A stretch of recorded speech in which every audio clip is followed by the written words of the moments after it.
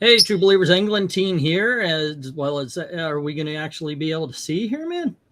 I've got RDV right next to me, and I've got the bird on my shoulder. And I figured it worked well with a change of my mind as far as this article. Right. Yeah, I guess no, pop on, man. This is the first 30 seconds. We need the visual because people are going to go, oh gosh, you're the face of the channel. Look, there's this thing been going around. And it confounds me. It confounds me. You see a little bit of it right here. But the whole thing was Captain America beats Black Panther, and people lost their shit about how racist it was. Oh, did we make the first? Yeah, we made the 30 seconds. All right. And what the freaking hell's going on? Seriously, honestly, are you telling me the new rule is that white characters can't fight black characters, but if they do fight black characters, they've got to lose? Well, my question is, what book is he in? This isn't a Jason Aaron Avengers? It's Black Panther. It's Black Panther, and it's written by, get this, guys, John, excuse me, Twiddles left me a present. It's written by John Ridley. And what did I say? What did I say? What did I freaking say about his other history of the DC universe? He's one of the most racist writers out there. Period. He's a fucking racist. Period. And I didn't swear, YouTube. I did not swear that. Go on ahead. Right in the mic. I was gonna say, when somebody brings up Black Panther or anything happening, I don't know which book is happening in, if this is, or which Captain America, because there's two ongoing Captain America books right now, and there's two Black Panther books. There's Wakanda, and then there's Black Panther, and then wherever else these characters are popping up. So it's confusing. So when someone says this don't happen, I'm like, which book? Because I don't read all the books. This one is in John Ridley's Black. I had to look it up.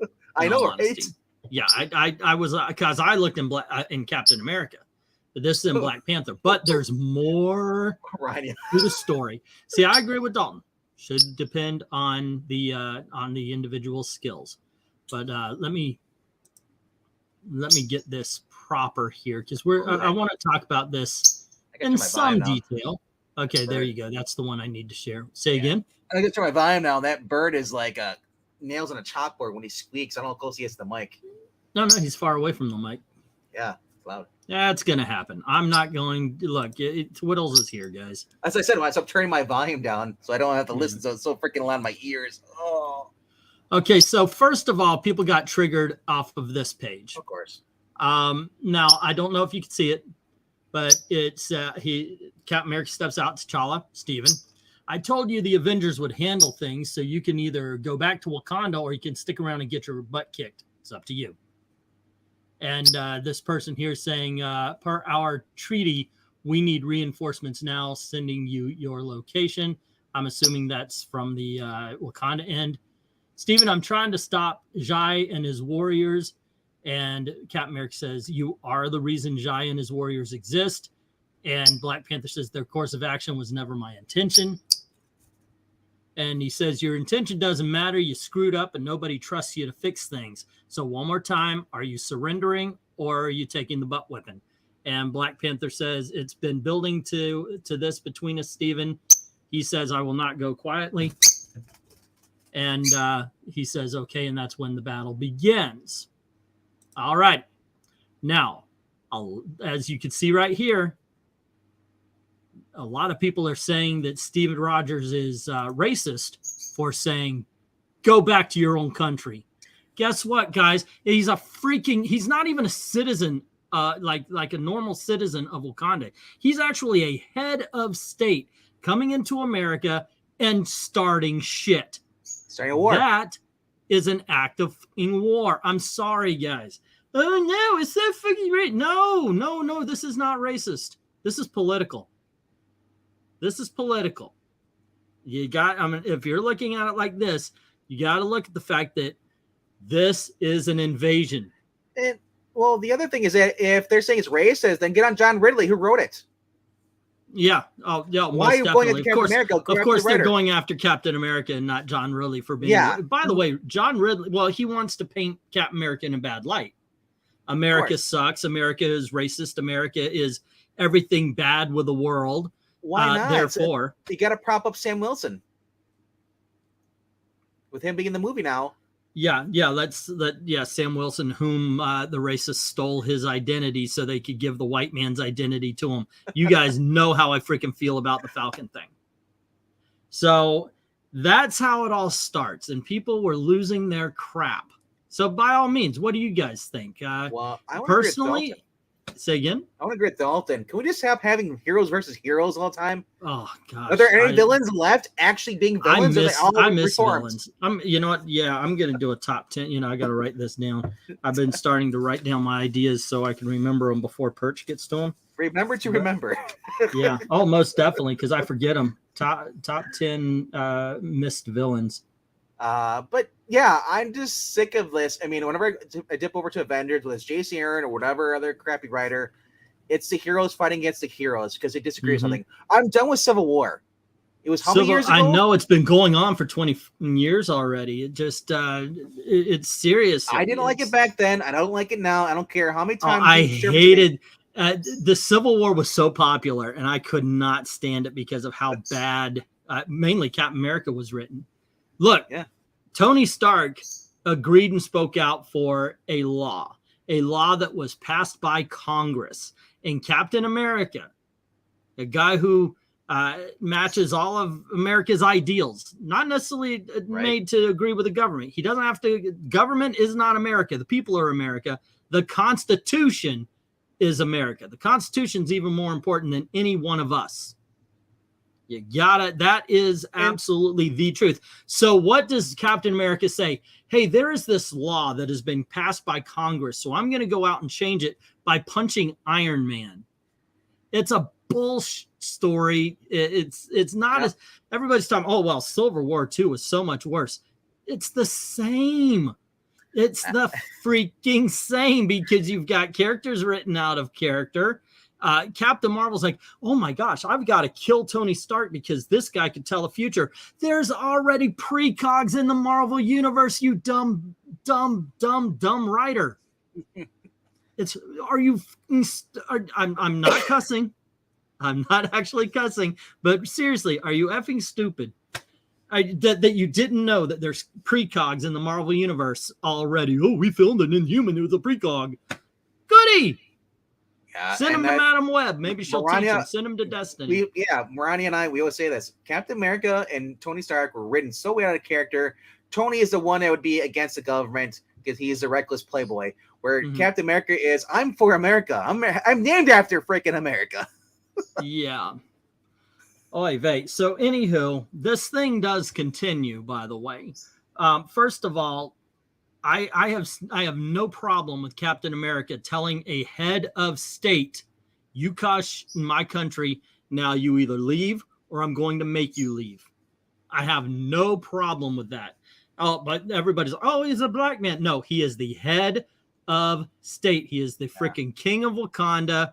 He has invaded America. He's caused trouble in America. It's time for him to get the out now. Oh, diplomatic immunity is what's his name says in Lethal Weapon 2. No, get out. Do you know what's funny though? I always thought that when they did was the reason they did Captain America going against the government is and then he gets killed is a show. It's like that's what's going to happen to you guys if you decide to go against us. You're a terrorist. So anyway, that's how I feel about the start of the fight. I think I've got a couple of pages. He's drawn looking like Miles Morales. Why does he look so young? The dude should be like older than that. I know, right? He's drawn so freaking young. Then you've got the fight between the two of them. Not much here. He's just saying stay down, and it's both of them are drawn way too young. Even with Captain America's super soldier serum, he's drawn too young. Okay, let me get to the part where everybody else is having a bad time with it. Of course. But there we go. And we're going to talk about the page itself. Of course, he's got T'Challa and he's just beating the snot out of him while T'Challa's on his knees, which, by the way, I don't see happening. No, Cap would never do that. That's too much violence. Cap. He would not beat him to this point, and T'Challa wouldn't be on his knees. I don't see T'Challa kneeling for anybody, and if Captain America beat him that bad, he would have stopped. Yeah, that is when Captain does that, that's Hail Hydra Cap that would do that. And we put that shit to dead. That's gone. There's no more kill. Like I said, it's just and it is fucking stupid. Sorry, I'm just reading what it says here. Cap would never do this. It's written on I'm tired of this. The fact is, it's written by not Taka or whatever it is, Wakiti Coates, whatever it is.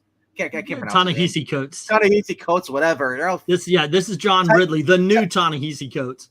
Taika Waititi, they're all the same. They all don't understand the characters. They just do their own shit. Captain America would never do this. And instead of calling Captain America racist and stuff, call John Ridley what he is. A hack writer who doesn't understand the character and is a racist. He's a racist. And what gets me is he is more racist towards black people, towards Asians, towards Latina. And I say Latina because what I saw was his take on the question, Renee Montoya's question. He is far more racist to anyone who is not white than he is to someone who is white. The only way this would be more impactful if they released this comic book on Martin Luther King Day. Let's see what we got here. Maranya saying, wasn't Destiny around? Yeah, she's been around forever and a day, but no. There's an inhuman born with precog abilities, so Carol Danvers has to kill Tony Stark. Jay Lucens bring up Hans Gruber. Yeah, that was Lethal Weapon 2 for those of you who actually got the reference. Consider it revoked was Danny Glover's line. That's from Shane Nolan. Yeah, because remember the second one is where he kills the girl, his assistant, and a hot blonde. If you want characters to have philosophical disagreements, you have to treat the issue as three-dimensional. Otherwise, at least one character is nothing but a straw man, says Dalton. And that truly happens in these things. Moran, you're saying the two best uses of diplomatic immunity for villains in comics are Dr. Doom from the Spider-Man, Superman team-up and the Joker from Death in the Family. Yep. Let's see. Hey, what's up, Robert? He was an underrated actor. He was funny. And oh, yeah, that's right. I loved Bogus Journey, man. That is so much fun. Yeah, here we go. Yeah, Gruber was Die Hard. He was the fairest one. Yeah, Hans Gruber. Every year he falls from the Nakatomi Plaza. Hey, you know what? At the same thing, everybody says it's not Christmas until Hans Gruber falls from Nakatomi Plaza. It's not Christmas until Mel Gibson beats the shit out of Gary Busey on Danny Glover's front lawn. Both of them are Christmas movies, ladies and gentlemen. So, yeah, hop on in, Robert, Dalton, Maranya. Anybody want to join? Yeah. So, yeah. It's as long as you got a decent mic. You don't even need context for this. This is just a horrible thing. Captain America should never be doing this. This is just written by a guy who doesn't understand Captain America. Well, I also hey, what's up, Robert? Not too much. Just wanted to give my 2 cents on all this, if that's all right. It's more than I ever get Marvel for this. I think something I realized was really about this is that and something I've realized, especially when you look at his I Am Batman, he seems to think. You look at his I Am Batman. Okay. I mean that. I meant that what figuratively. What did I do to you to make you say I should read that? I meant that figuratively, as I was saying. He seems to portray blacks as the specific types, and it's not in a good light. And like, for example, look at what could have happened with the new Batman. Could have been Luke Fox and everything. It could have, and all that stuff. And originally, who was Batwing? Who would have? Don't get me started on how Lucius Fox has been treated. Oh no, I'm not talking about Lucius. Sorry. I'm not talking about Lucius. Well, you know what? Lucius Fox, they wrote him as a goddamn thief. Yes. Luke is in around with Bruce Wayne's money. Let's face it. Lucius is still fucking around. Luke is not. Luke has been. Batwing. Yeah. They stole that money. Yes. They stole Bruce Wayne's money. I agree. Period. But my point. That's what I Am Batman is. You know what? Screw it. I agree. Yeah. But I'm trying to make a point here, dude. I'm trying to make a point here. Go on. Point away. All right. Is that here's the thing? He couldn't give it to Luke / Batwing. Why? Because he would have earned it from this time as Batwing. Luke would have earned being Batman. But Jace, he needed he needed a black guy to appropriate a white guy's identity, and that's how he had written Jace becoming Batman. A black guy appropriating a white man's identity for his own thing, and Lucius went along with it. That's the type of guy Ridley is. The type of guy who wants to look at it like, oh no, a real black man would take it from the white guy, and he wouldn't be giving it to him. Just like with something that, so much of his writing is that type of regard where he is against anything that seems to be like a black man being like a white guy or catering to a white guy. See, if you look at that. I want to ask real quickly on the whole Lucius Fox. When did that come into play? Was that retcon that he actually was the one creating Batman's tech? No. Okay. First of all, him stealing came out right after Joker War, and they had a perfect out. I know that, but I'm just saying it's like, what is his reasoning? His whole reasoning was retconned by Ridley to being, I was perfectly fine with all this until he brought kids into it. And basically saying, he basically told Alfred, when Bruce couldn't listen, I'm going to eventually bring this down. Because he's bringing kids into this. What and Alfred never told him. Criminal. So my fault to that. What is Jace doing right now in New York? He's got a young sidekick, Robin. Yep. Okay. Exactly. John Ridley's a moron. Okay, so I wanted to go over some of this because this guy right here, Average 5 Enjoyer, he's saying people actually think Captain America beating up Black Panther is a dog whistle for racism. Is that how all this can go down now? Black superhero characters can now never lose against anyone that isn't black, or it's a race crime.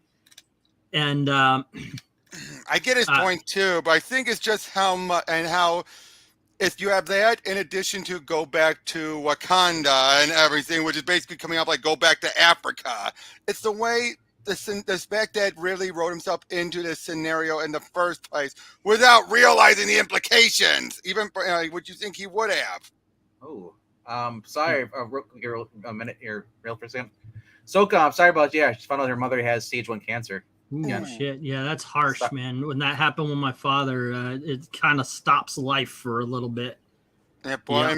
In my case, one of my dogs tore her ACL in her leg, and okay. Mom cancer, dog ACL. I was gonna say, did he really become a dog? No, I'm bringing that up because that just happened just within the past few days, and it's been hell for the family. Have you seen The Room? I'm sorry for you for the pain your dog is, but I know, Mom cancer. I know. Oh no, Okay. I agree. I'm just adding up to that something else. I see your sympathy, but I'm gonna raise it up for my own. I'm not trying to one up. I wasn't trying to one up. I was just adding in what I've been problem, going man. through. No problem. We're just. I know. Look, yeah, please. If we're look, okay. I through the same thing with my dad. Sorry. Thankfully, he was able to beat it. I hope your mom can as well. I agree. For one upping, I'm stuck on the stream with you guys. That's enough for me. There you go. Okay, I want to check out some of these comments because they do get interesting in some ways. It's the people who put being black or POC over their own individualism that are complaining about this. They'll say it's wrong because of how it looks and neglect the context entirely. They'll even slander the writer. Well, I'll slander the writer who wrote it. He doesn't know how to write it. Yeah. Here's the question I've been wanting to ask. Here's the ultimate question. Who's worse with Cap?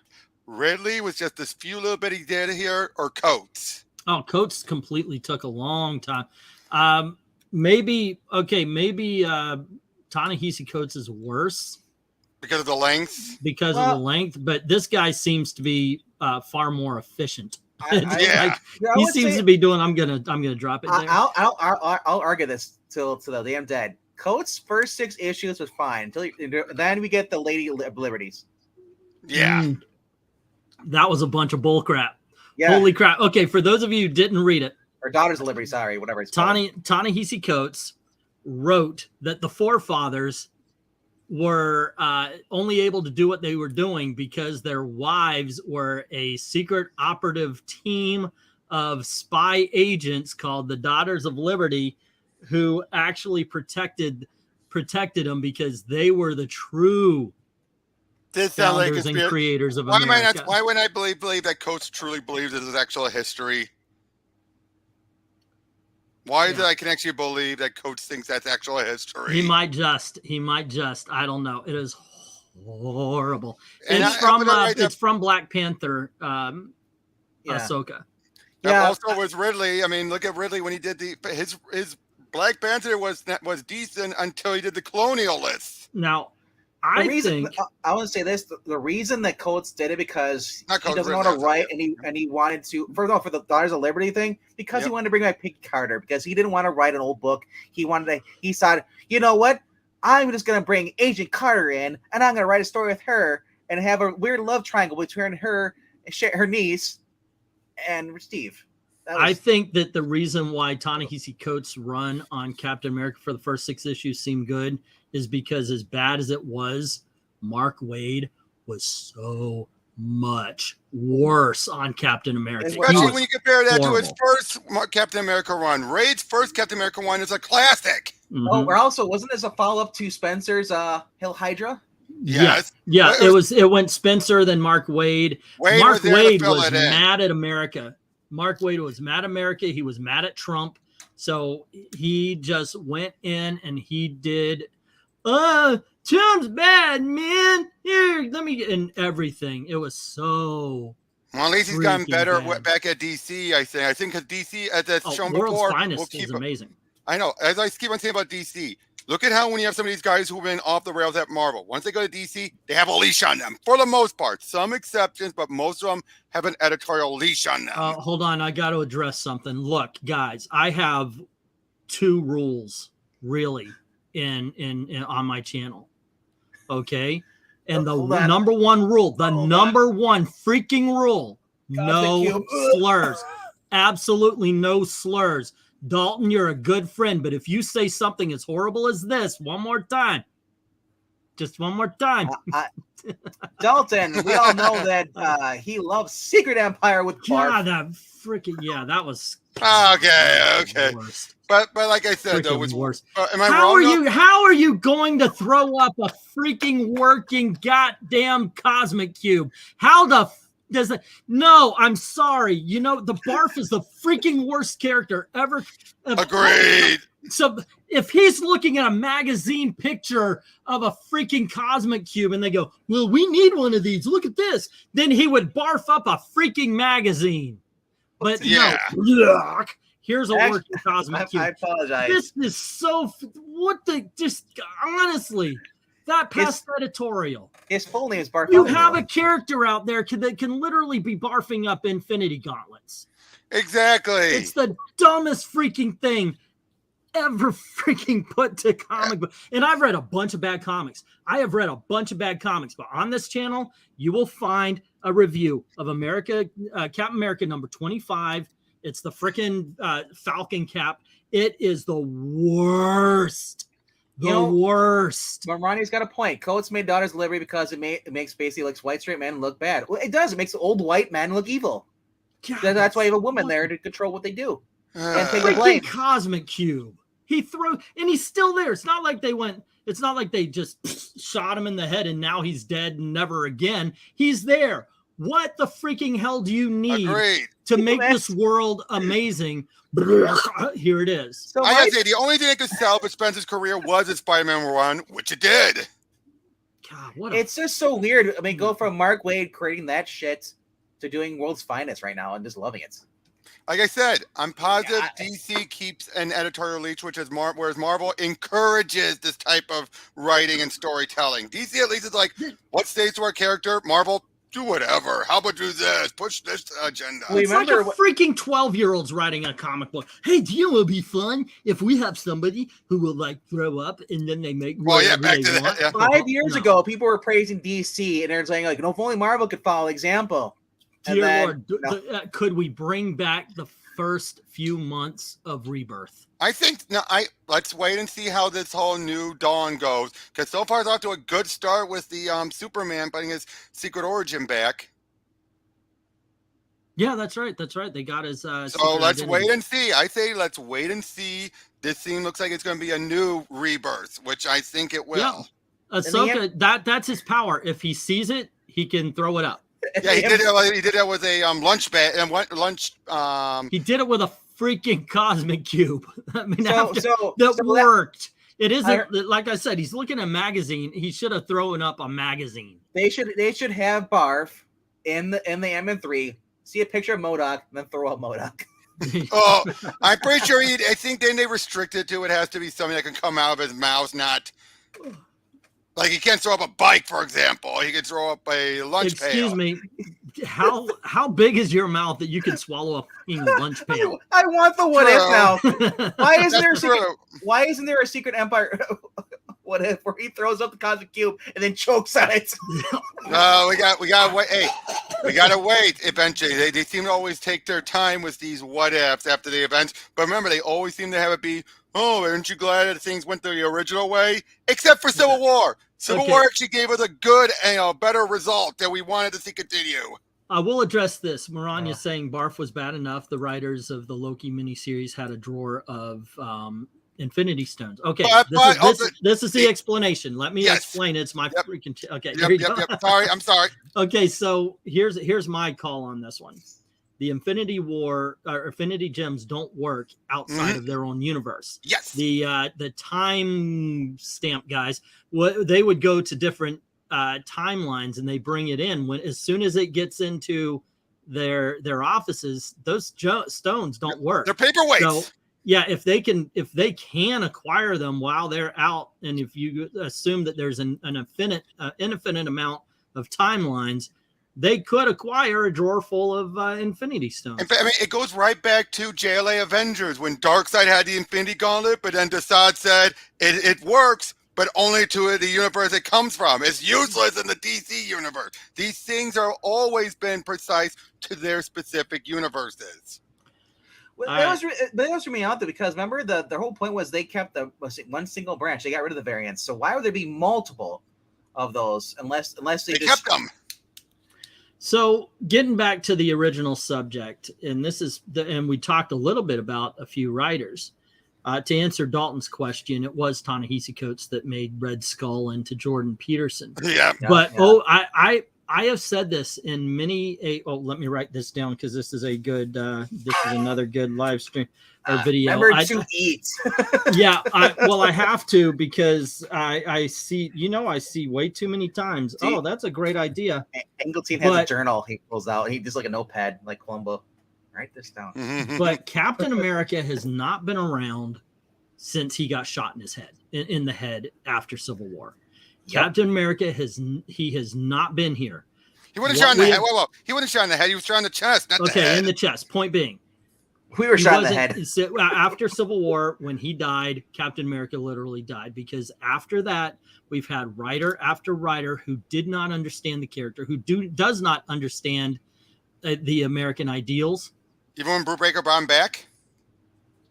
I will. There's an exception to every rule, sir. And Ed Brubaker, I'll count it.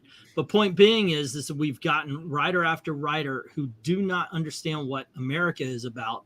Therefore, they don't understand what Captain America is about. I will agree with that. It feels like most of these, it's like the problem with Tony Stark. You have creators coming in, wanting to deconstruct Tony, but they don't care enough to reconstruct him. So they're like, oh, I'll leave it for the next creator. And then the next creator like, I'm going to deconstruct him further. But you never reconstruct him. That's it. Yeah, that's also something we've said here. Now Robert's stealing my words. Current Invincible Iron Man, Tony's already relapsing. He had a drink and threw up. But that's true. They did this with Aquaman so many times. They do this actually with at least Jeff Johns reconstruct him at least. But what they do is, we're going to deconstruct the character. We're going to Batman has not been constructed since. Yeah, I agree. I think Tynion tried and then Williamson tried too, but Williamson was only on for a short time. So Dalton brings up a good point too. Dr. Fate's the same thing after Days of Vengeance. Yeah, and just never showed up. He's never been the same again ever since. Even when they brought him in, after Day Inventions. A lot of that fell off because of Steve Gerber's passing. He was meant to do something, and then it just fell off the rails, and no one had a straight plan with him ever since. The most that was done was Paul Levitt's series. Now I know he just came back about a couple of years, or not a couple of years, probably last year. He appeared in Wally West's Flash. You know, that's And he was in the Jeff Johns stuff. By the way, speaking of Paul Levitz, apparently you guys like that Avengers book. Yeah, have you not read it? That is probably that the an best. ongoing? Is it an ongoing? It's or a mini. is it It's a mini. Mini series for 3 issues, but it is shoot, Alan I'll Davis put it- on art, and it is Alan just Davis. awesome. It is so. Alan Davis and Paul Levitz. Now, I saw that it starts after issue number 11 of the original Avengers run. Avengers, and it just feels, in the way it's drawn, it looks like it's just another stand-in, and Jack, I'll check it out. I'll check that out. Thank But you. yes, having Paul at Marvel, blasphemy. That's right up there with Stan Lee going to DC. Oh wait. Yep. Yeah. Now Ahsoka's saying she likes Jordan Peterson. One thing, and this is just to show you that modern day comic book writers do not understand what America is about. They had Red Skull. They wanted him to sound like Donald Trump, so they have him talking about individualism and stuff like that. And it's like, yeah, look, that's America, kids. America is about individualism. America is based on the fact that you can govern yourself. Simple. Now, granted, we live in communities, and we used to be more of a community. The people around would take care of each other and so forth. And that's why it's always said you govern out. You cover your house first, then your neighborhood, then your city, your community, whatever's next, county, state, so forth and so on. So you govern outward. And that's how this country's supposed to work. The thing with the least amount of power is actually supposed to be the federal government. Unfortunately, jackasses that don't believe in the individualism, that don't believe in what America is all about, decided they need the federal government to be more powerful than it really should be.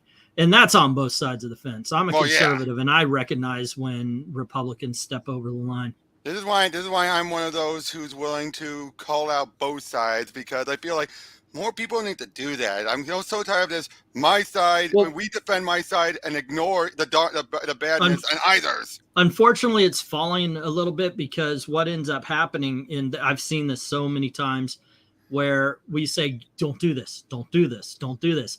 Oh, well, you're just a racist foe, blah, blah, blah, blah, blah. And so the Republicans go, okay, the rules have changed. My dad tried to play by the new rules. Yep. Yeah, and then the Democrats go, hey, I thought you said you didn't want. Well, you changed the freaking rules. Now we play this way. Let me get some more here. I love Levitz. I need to get that talking about Lobster, the Avengers. yes. Is that John Ridley's Black Panther that Captain America is out of character? Yes. So is Black Panther. And both of them are only 15 years old. Look at this. Look at this. It's Miles Morales cosplaying as Black Panther. Yeah, he I know, right? Way too young. That's way too freaking young. Drawn with some freaking age here, guys. And also, is he wearing spandex? I mean, wouldn't it just rip? I thought he was like an armor. Let's see. They don't reconstruct because they don't believe there's anything they're solid enough to exist to begin with. The Red Skull, Jordan Peterson, Hail Lobster. I don't know what the lobster thing is about, by the way. They break them down because they don't know how they're building it up, or they think they don't like what the character is. And yeah, like I said, with Tony, Tony, they just know he's an alcoholic. Joe, what's up, man? How you doing? Glad to see you're awake for a live stream, right?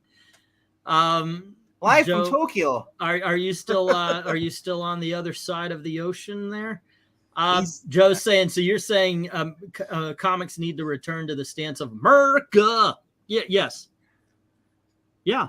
Look, I'm not saying don't call it out when it's wrong, but understand what America is before you call it out. Do you remember when but yeah, I would actually love to see a little bit of patriotism come back into comics, come back. You know what? I'm a Disney fan.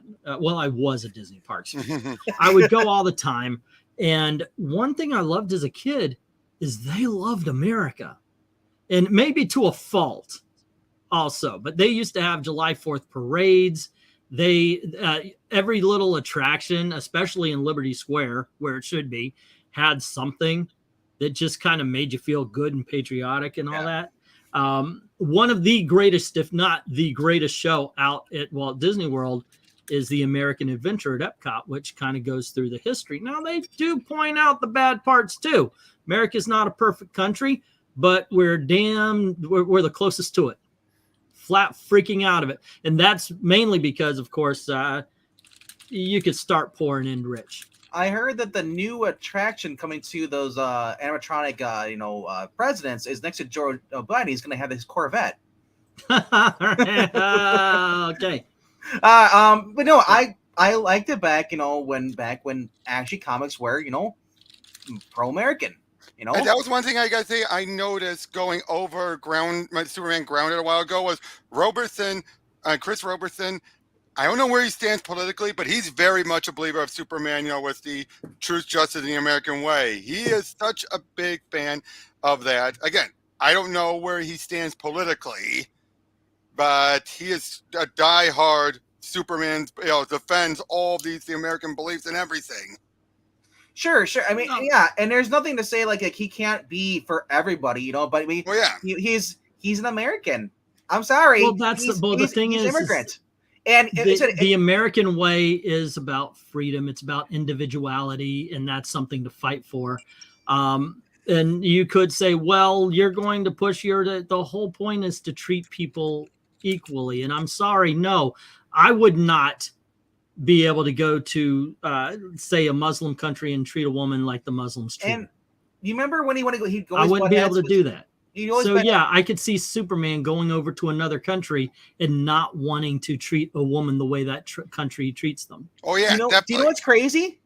He was pro-American back in the day, but during the post-crisis, and anybody who just gets sick of me saying that, get used to it.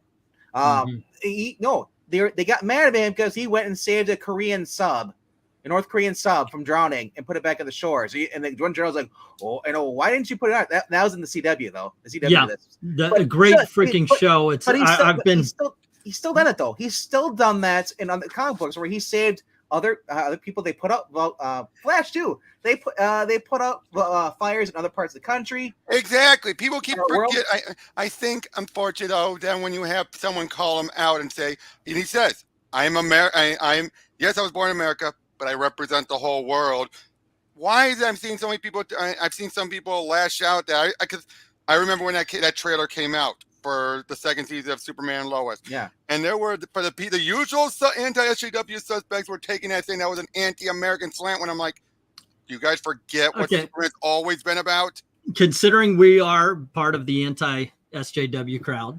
No, I meant the more extreme. Well, I know, but let me explain a little bit of it. Ignorance, not okay, because this is my point. What part of the world? Well, you say in general. He gave it to basically. What part of the world?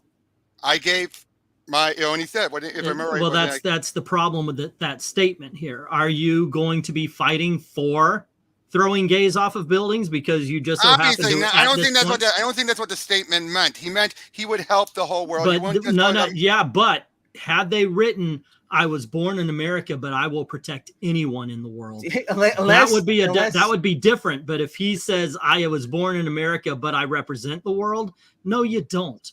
Superman never will, because as I just said, in one country, it is legal to throw homosexuals off of the building. Obviously, he means he does what he can to help defend people in the world. And that's what I mean. It is a simple line reconstruction would have made that absolutely. I am from America, but I will protect anyone in this world. Not that I am of the world, because that's why the American way is so important to Superman. I think we're talking semantics here on that bit. I don't think we are. So I want to point out he'll protect everybody, but he'll also go after terrorists, especially that made up Iraqi. QUIRK. Yeah. QUIRK. Or UMAC, which stood for Unnamed Middle Eastern Country. There you go. And Greg Rucka loved to reveal that. But you remember when Rucka first did Adventures of Superman, back when it was good? He did an amazing, that issue when Lois got shot. Powerful issue. Then he came back afterwards and did that Lois Lane maxi series. What garbage. What the heck happened to him? Well, that's after Rebirth and stuff, then they started realizing, hey, wait, we're writing the wrong comic books. We got to start going back to what we're virtue signaling about. And Rucka was, to tell you, Rucka is like Rosenberg. Rosenberg apparently outside of DC can write a good book. In DC, he writes trash. Rucka the same way. Really trash? I would say I liked him working with the stuff he's worked on with Tinian on. I have been his Red Hood story and Urban Legends was good. Rosenberg is the one that wrote that weird Joker pregnant That's true. thing. That's true. By the way, that is a true statement. Urban Legends, which generally sucks a lot, that Red Hood story. Well, that was the first few issues. That was the first few issues of it. So yeah, it reeled me in like a freaking fish hook. And then after that, it's like, okay, this is.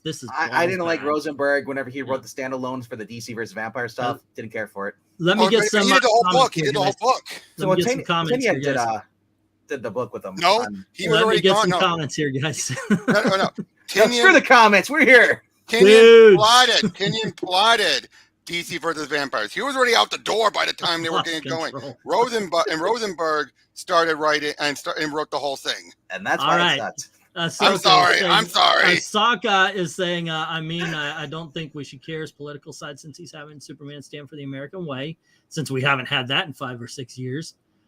Joe's saying, I was shocked. The Super Sons movie used the truth, justice, a lot of people were, and it was so refreshing. Wait, it really was. You know why? Because it's Jeremy Adams who's writing The Flash. What was the TV show or movie where the Justice League goes back to Nazi Germany? Oh, that was the Justice Society. It was a very good movie too. That was where the Flash goes back into the Justice Society. Yeah. Oh, you know who co-wrote that movie? Is it with Jeremy Adams? Megan Fitzmartin. You know, you can tell what parts were hers, right? And actually no. From what I've actually talked with Jeremy. I mean, it's like, who wrote what? And he told me it was equal both ways. Let's see. Dalton saying bad writing, but I think you're reaching E. Yeah. Well, like I said, that's what makes it, in my opinion, bad writing, is because that is part of what it means. If you're of the world and you follow all the rules of every country because you're there, it just sorry. Islamic Superman fighting for truth, justice, in the Islamic way. And look, if there was, I would hate for him to be called Islamic Superman. Find a new name, Chinese Superman. I mean, you're in China. There's awesome things to be. How many freaking dragons can you name a Superman after in China? I mean, it's so freaking stupid to have. Well, I'm the new Superman. God, just shut up. Find a name. Flash family, like a word. Same with the Batman family. Yeah, thank you. I'm Batman. No, you're not. We're Batman Inc. Yeah, no, you're not. Look, Jace, go talk to Miles. You're not Batman. Again, if it was Luke, if they had went with Luke, I think everyone would have been happy. Well, didn't that happen? Those Mariko Tamaki's. No, that was still Luke. That was still Jace. No. I'm saying when they had the Future State. Yeah, Future State was still Jace. I know it's Jace. I'm just saying, wasn't that was Mariko Tamaki wrote that where they had Bruce versus Jace, but nobody called Bruce a racist at all. Yeah. Again, Mariko Tamaki, another prime example of a person who did crap at Marvel when she came over to DC. She's at least been decent. Why I Am Not Starfire notwithstanding. Yeah, that was bad. Dalton's asking how they handled Dr. Fate in the Justice Society movie. I thought it was weird. They used the guy with the unk on his face and the big 80s hair. It really didn't look right in the in World War II, but you know what? I don't remember him being in the animated one. I was messing with Dalton. Dude. I was gonna say, I mean, because I know that he was played by Peter Hooten back in the day too. Is that before Rucka became insane with TDS? Rucka has been insane with he's been a lesbian fetishist before the TDS. I just want him to finish Lazarus, and then I'm done with him. Mm-hmm. I mean, if they're going to go Batman of every country, at least make it in their original country's language and just name them after Bat in that country. That's a good idea. Der Fledermaus, you know. That's a Tick character, so they would have to talk to him. They also did the same thing in the JLA season 1 finale. The Blackhawks and the War Wheel made appearances along with TV's Patrick Duffy. It's the man from Atlantis. And the Fruit Batman. There's Vampire Bat. There's a Fruit Bat. Hey. And hey. Then there's a Shikaka. The white bat. Right. That's a funny movie. I like that one. The bit where he's bouncing around and everything. I can't do it too much because of my back. But the bit, and then you find out he's just on a flat road. You know, I gotta say, the two best writers at Marvel are definitely, at least once he's able to get back to doing writing, Donny Cates and Al Ewing, if you ask me. But Marvel, in DC, I think has much more better writers. You have Williamson, and Adams. You have Philip Kennedy Johnson. You know, so many. I think DC is having the much better talent these days. I'll say, I'll disagree. I'll say that right now the two best writers at Marvel is Claremont. It's back right in his little throwback. And Peter David. And no, not well. Apart from Peter, actually, okay, we'll do Peter David. Peter David gold. And Paul Levitz. Okay, Paul Levitz, but that just started. Well, they're current though right now. I'll say this though: the worst one, and the one that's clearly, why is DC keeping him there, even though everyone is ignoring him to the point where they're wanting to retcon anything he comes up with, is Jason Aaron. It's like when you have Al Ewing and Donny Cates both in their own books trying to retcon and undo the stupid stuff he's introducing in Avengers, tell you there's something wrong. So Jason Aaron is supposed to be leaving the Avengers this year. Yeah. So he is. Is he jumping ship to DC? I don't think so. I think he's going indie. Hey, you can't f up DC any more than every other writer has. We're getting the Savage Justice League now with Jason Aaron. They also okay, I will agree. Cates' Doctor Strange was awful. I remember reading through that, but is Cates even coming back? That's my question. He is after he recovers from this divorce and all the other stuff. And I gotta say, you want to know something that made me wince?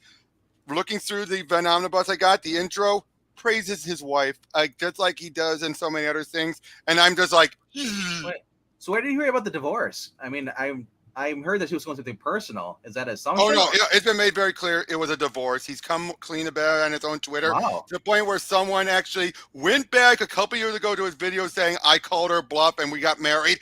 Someone then responded, oh, did she call your bluff on divorce? Hey, you want your attention here. How do you feel? Taller? And I'm just like, you guys, leave him alone. Yeah, what kind of flex is that? I know. It's just like the last sorry. Aha, you got a divorce. I was just gonna say that the only thing I know about his wife for the comics, she was doing covers or variants for the Boom Studios. Oh, I know. Well, apparently they met because she was good friends with Frank Thierry. Oh. Hey, Nerdette, it's funny seeing you here. Did somebody tell you that Robert's here? Wasn't me. I didn't tell her. Hey, here's something. Why don't you come on and have some fun talking about comics and not yelling at someone? There you go. If you want to yell at me, $20, okay? Yeah, there you are. Yeah, come on, Tris. Yeah, feel free. Come on in. Actually, Dalton, also come on in. You know, if you guys, anybody, if you have a decent mic and want to talk some comics and what we like, what we dislike, we're not always going to agree on everything. I mean, like I said, the current books for Rob knows his stuff, but his opinions are whack. But you know, it's good. Hey! I hear that Action Comics is doing pretty well with the Superman stuff. That's good to hear because lately Superman before that wasn't doing so well. When he was being written by someone who doesn't understand the character, who decided to get rid of a certain secret identity. Hey, did you guys know that Clark Kent is Superman? I never knew that until Bendis revealed it. No. Right? Yeah, I know, right? Tris can't make it on. Looks like. Oh well. So saying she would come on, but doesn't have a mic. I'll tell you what, and I'm going to ask this of you, Nerdette, and I'm going to ask of Maranya. We're going to need you. And also, what's that new girl's name? Rachel. Hiya, penis. What's her name? Her name's Rachel. Rachel. Okay. Yeah, bring her in. It's been requested that we do Bad Comic Beatdown Theater here again. With the ladies and all that. Well, there's a reason why I'm specifically asking ladies to come on and join, is because I think it's about time. I think it's about time we do the AOC comic. Oh, okay. Oh, I thought you were gonna do the female Fury thing. Oh, we may. Oh, that's a good Tris. yes. Tris blasted that. Tris blasted. Yes. let's do the female Fury thing. Actually, too. guys, I gotta get going. Alrighty. Oh, You is it don't Eric? like Eric? Okay. Sure. Yeah. You got something against Eric? No, All right. no. I got a phone call. Have a good time, man. Take care. Yep. Be safe. Bye, Robert. See you, Bye, man. Robert. Yep. How's it going, Eric? I figure coming on would be the only thing that would stop me from eating the rest of these. Whoppers. Ooh. Isn't that something when you probably buy a big box and you go and you say, you know what? Yeah, I'm gonna have a couple of I'll have Whoppers for a few days, and next thing you know, No, it doesn't work that way. yeah. I like having one Whopper. Other than that, the pace it doesn't taste well to me after a while if you have more than one. I don't want otherwise. I'm just not a big Whopper fan. Milk Duds, man, I could eat a whole handful. The entire glass thing makes sense when you're talking about Clark Kent. One thing I'm sold from here on in because we saw that video where Henry Cavill walked through Times Square with nothing but glasses and a hat, and he was literally wearing a Superman t-shirt. Nobody recognized him. I'm sold. Flat out. If nobody recognized Henry Cavill in a Superman t-shirt just because he was wearing hat and glasses, all right, glasses work. I have to keep doing this because I freaking I remember when Bryan Cranston came on. He was hiding out as Walter White in the Comic-Con. He had the ball cap on, everything, the hat and stuff, the glasses, and no one thought it was actually him. And then when he came on stage, he ripped it off. It was him. I was like, oh my gosh. Until Perry the Platypus puts on the fedora, Dr. Doofenshmirtz can't recognize him. I was waiting for you that. Platypus. I'm just saying. Oh my gosh. So I thought if they want me to bring back the Bad Comic Beatdown live readings, let's start with this.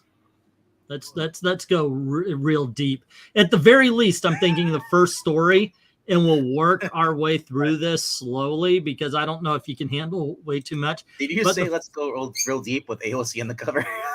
Hey, you know what? The woman is dumb as hell, but she is not a bad looking lady. Wow. I'm offended for Eric. Okay, so the first one is a wrestling story. Now, this is Nancy Pelosi. Oh no. So I'm thinking like Eric could take Nancy Pelosi because obviously you got AOC, you got I don't know who this big group is, but you've got Nancy Pelosi, you've got Mike Pence and Mitch McConnell, as well as Donald Trump. I guess I'm the NRA. Okay, no, that's Dana Loesch, and her two sidekicks are Big Pharma and I forget the other one. I thought it was Dana Loesch. Yeah, and this is the ghost of Delano Roosevelt. You got Bernie Sanders. Maranya. Okay, and they have this big wrestling. Oh, and by the way, Maxine Waters jumps in to help, and yeah, then you got these advertisements, and it goes to a space story. And as you can see, this book is beyond being bad. It is bad plus 10. So is Janet Reno in this? I'm thinking what we'll do is we'll savor this puppy. Okay, what we're gonna do is on Monday to bring back the Bad Comic Beatdown or the whatever. We could start this, or we could do it on Tuesday, whenever you guys are good for this. But we can do one chapter of it, okay? And then maybe later we'll do another chapter. But I don't think that you should overload on AOC Comics. Eric, that's the first time I ever saw a face that said, "You know what?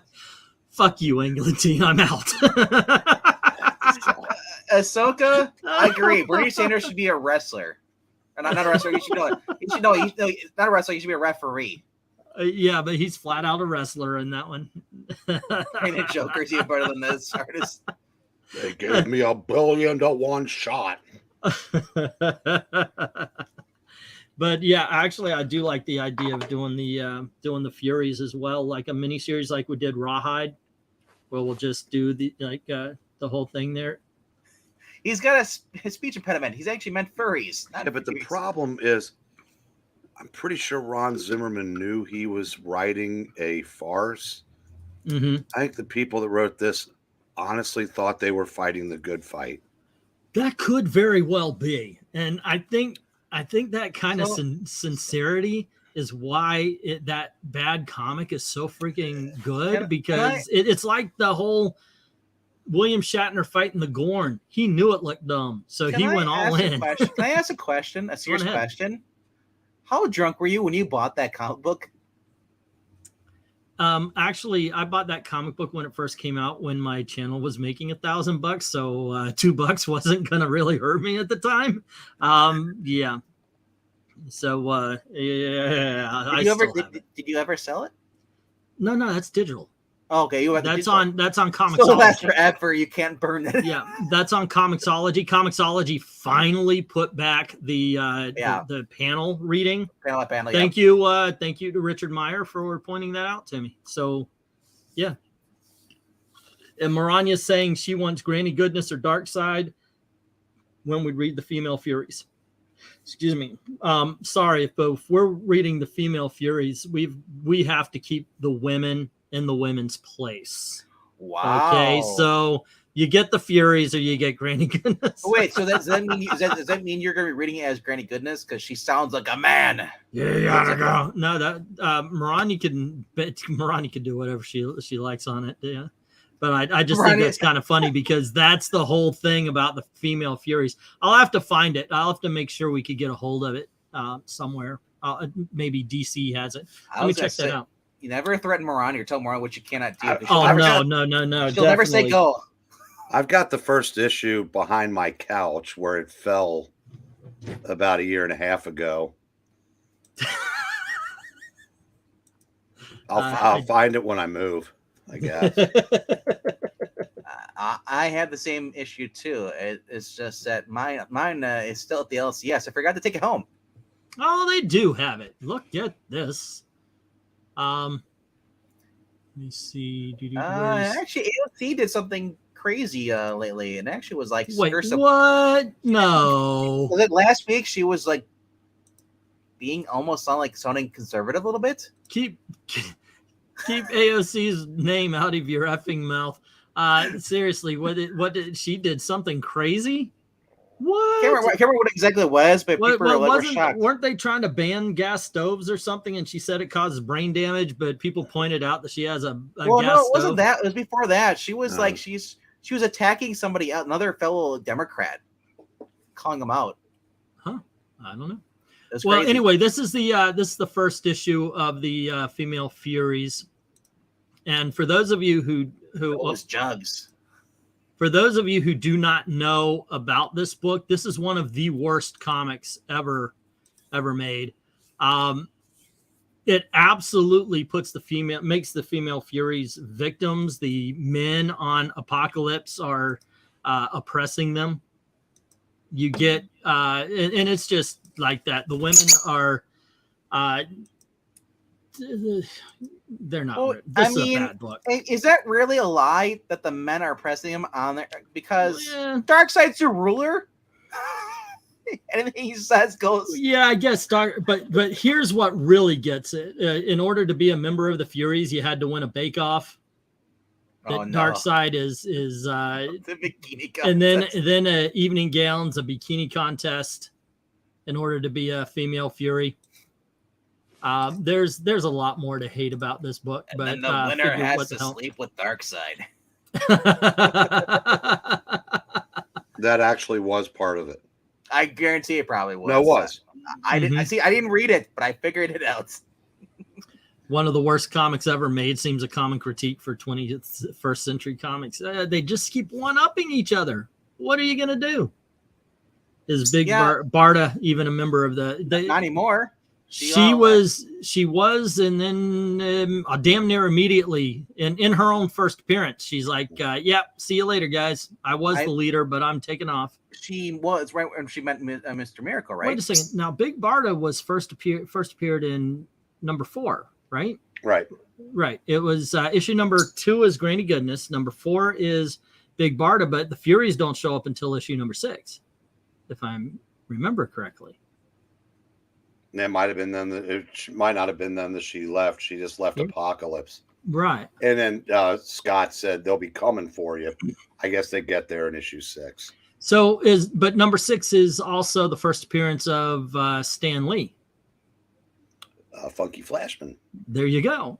Okay, cool story. No, I should save this for what the hell. Hold on, let me put this down on my idea page. First appearance, Funky Flashman, and where he comes from and why. Bikini contest. Funky Flashman, for those of you who do not know, is a con artist. He's been in a few issues. He's going for some milk duds. But the Whoppers, get it right, Whoppers. Okay. Anyway, when Gail gets home, I'll be going for Whoppers. So what the hell? Gail, and it's okay to say that about me, but don't you freaking know my wife, dude. I will not go to Burger King for anything. Okay, so anywho, Funky Flashman was created by 2 guys who didn't like their previous agent. So they wrote him to be a con artist, a really bad kind of a flim-flam man in Mr. Miracle. And they gave the plot and everything, and they sent it to Jack Kirby, and Jack Kirby drew Stan Lee because he was having his own problems with Stan Lee at the time. They were fighting, and Jack Kirby saw Stan Lee as a flim-flam man, as a con man. So, and it wasn't supposed to be Stan Lee, but Jack Kirby said, "Nah, yeah, Stan Lee is the Funky Flashman." So there you go, a little bit of history on that. And I think that might be fun to do. Mr. Miracle number 6. Yeah. Let's see. It was written by Cecil Castellucci or Cecilia. Big Barda from every animated series has been a hero, even in the video games. She's a hero. She's in a video game. What video game is she in? Scott was born on New Genesis, but raised on Apocalypse because it was supposed to be a peace treaty. So Orion was raised on New Genesis by the High Father, and Mr. Miracle was raised by Darkseid. I mean, it wasn't supposed to be Stan Lee, but he drew it. That's the way it was. Okay, what's his name? A little bit more. I like these little historical facts. I should do like those. Let me put this on the idea page. Hashtag shorts. Comic history. Okay. I did a video actually on a little bit of Jack Kirby news. I forget the guy's name. I don't think it's Bob Layton. I think it's a Bob, though. Maybe you can help me out on this one, Eric.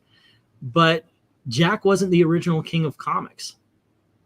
I'm forgetting the name, but Weisinger called somebody else. God dang it. What was his name? I think it was a Bob. Or was it a Bill? No, you were probably thinking of Bob Iger, but it's not. No, not Victor Fox. Okay, there you go. Thank you. But he was saying, "Oh, you're the King of Comics," and then the guy says, "Oh, no, I'm not taking that. That's Jack Kirby," and so it stuck. Jack became Jack the King Kirby because somebody else turned the role down. Well, Victor Fox used to walk through his studios and go, I'm the King of Comics. But who was the guy he called? I still say it's a Bob or a Bill. Wasn't Bob Haney. I don't know. Yeah, I'll have to search that up again. But I thought that was really interesting fact. Maybe I read it in the Jack Kirby book. But they were talking about how, Jack wasn't the original King of Comics. And it was just kind of said, hey, here you go. You take it. And then all of a sudden it kind of stuck, and it was Jack the King Kirby. I think it fits him anyway. And considering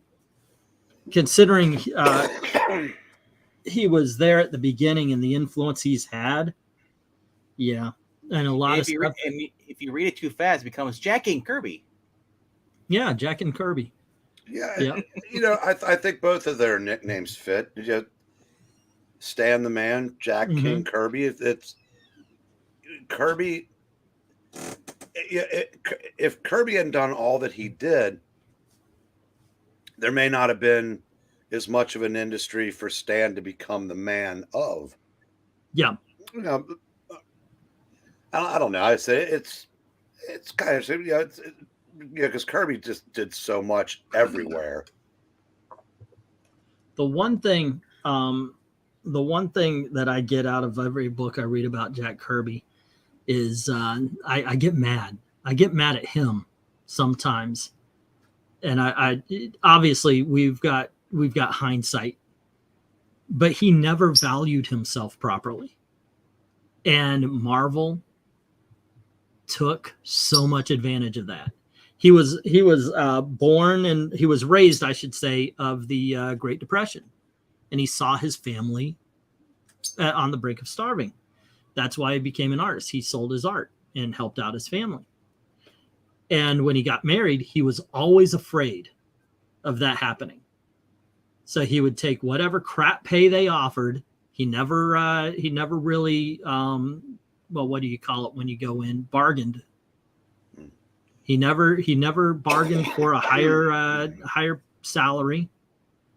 He always worried about that kind of stuff, and Marvel took advantage to the point where, and you can correct me if I'm wrong, in the 70s, Marvel took some of his original unpublished art and made a poster out of it for the Incredible Hulk.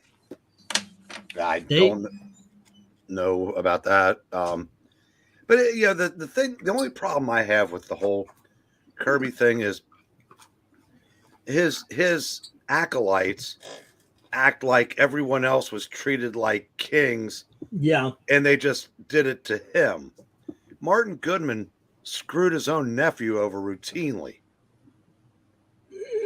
Yeah, because that's just the kind of guy he was.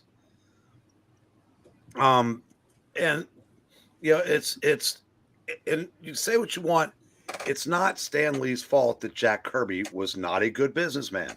Yeah, I agree. I mean, you know, and he also had problems with Simon. I mean, their partnership dissolved. I said it's, you know, I'm not taking sides, but I'm saying the idea that Jack is just some completely innocent victim, it doesn't wash. Well, no, of course not, because I mean it's just humanity. But if you ask Mark Evanier, he'd tell you that. Dalton says, too many great men are too humble to know their value. Too many mediocre men overestimate their value. Seems to be the case. Sometimes, yeah, that is the way. Yeah, Kirby was a man who was an introvert only because of when he grew up. Ditko way more than Kirby, being an introvert, I would assume. Ditko, however, would stand up for himself. Ditko, when he was out, he was out. Well, yeah, Spider-Man. And Doctor Strange. But you know, the three people that were legendary for having problems with Stan in the 60s.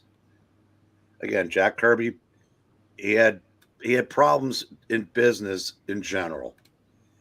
And again, like I said, you know, Martin Goodman was more of a problem. It's like, why didn't Stan go to bat for me? There's one thing to be, you know, co-workers and even partners, but if it's one of those where if you go to bat for Jack, all of a sudden you're both gone, because that's the kind of prick Martin Goodman was. You know, Steve Ditko was, you know, he was an objectivist, you know, an Ayn Rand disciple. Yeah. And he, you know, like I said, he just had an entirely different set of problems.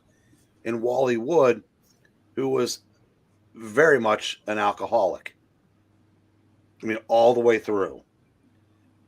So, I mean, it's not, you know, now again, you know, the common denominator is Stan. So I'm sure Stan brought his share of problems to the table when it comes to all three of them.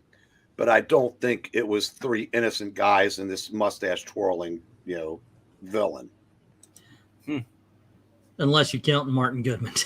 Right.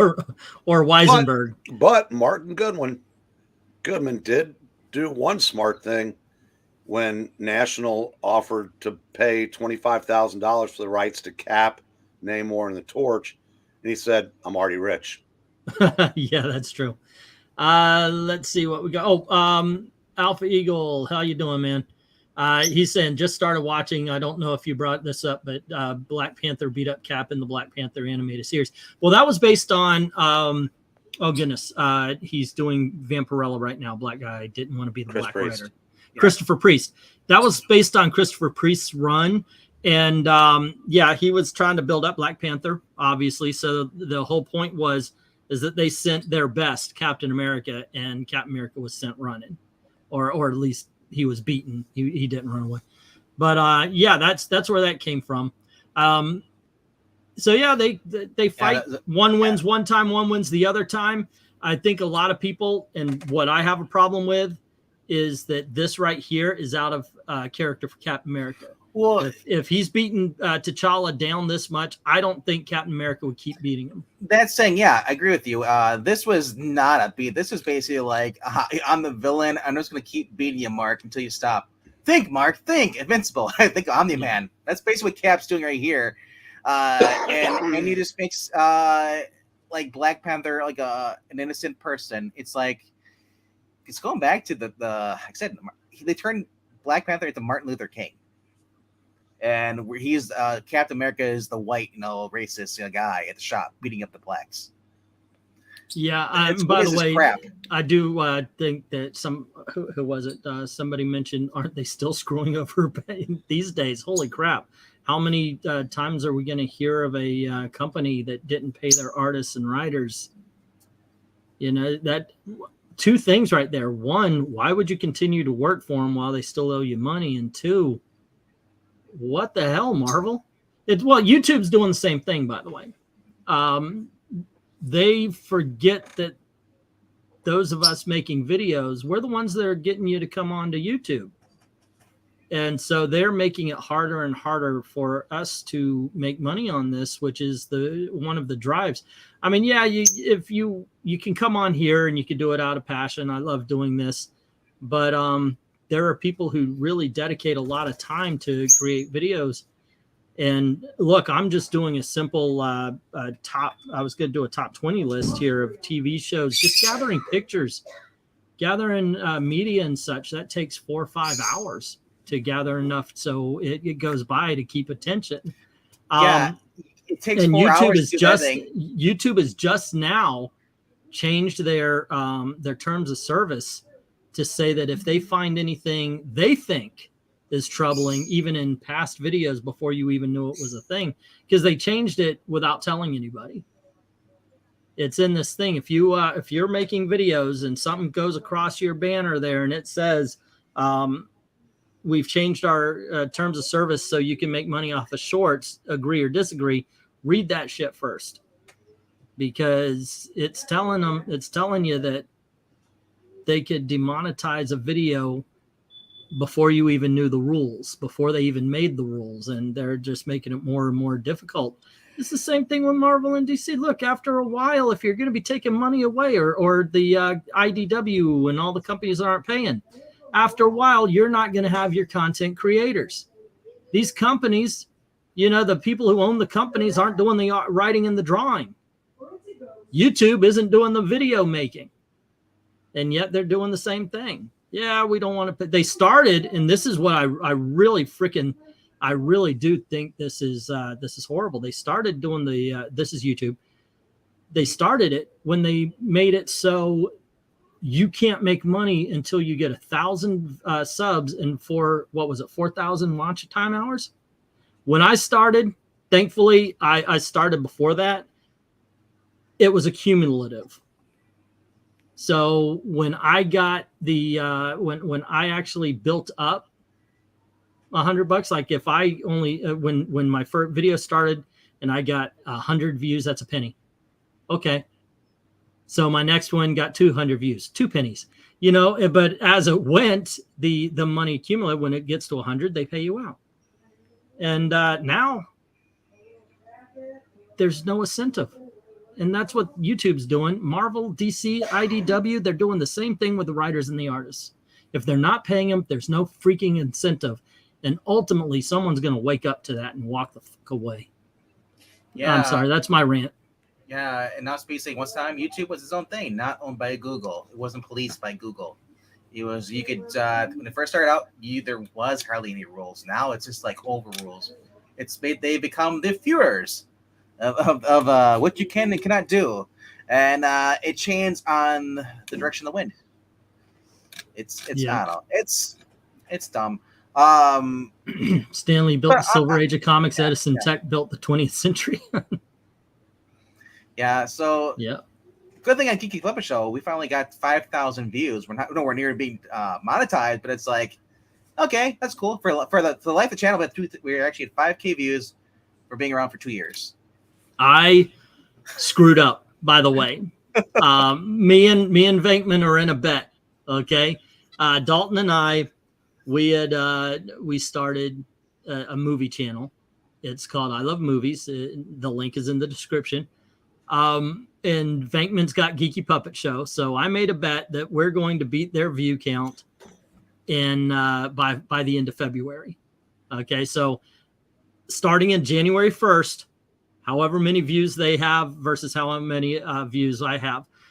Funny thing is, both he and I dropped two videos at the time. Both of us with these two, like his two got like 200 and 300 views. Mine got 300 and 200 views. So I thought we were even.